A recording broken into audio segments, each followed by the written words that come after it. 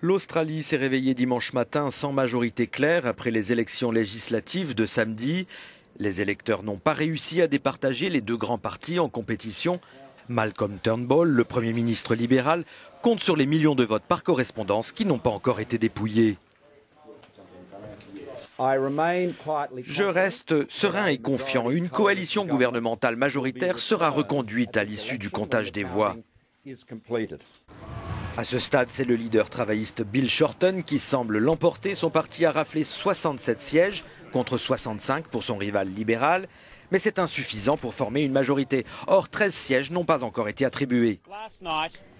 Cette nuit a été historique. Le parti travailliste est très certainement de retour aux affaires.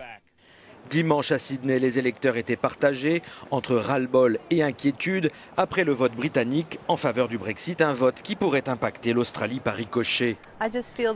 J'ai l'impression que le pays a tourné le dos à Malcolm après ce qu'il a fait à Tony Abbott.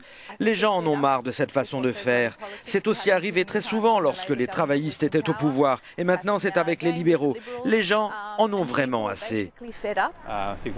Nous avons besoin maintenant d'une majorité stable, surtout en ce moment, avec toutes ces incertitudes qui planent sur le monde. Je pense que ce serait vraiment mauvais pour notre pays si l'instabilité devait se concrétiser. Pour se maintenir au pouvoir, le Premier ministre sortant va devoir courtiser les députés indépendants.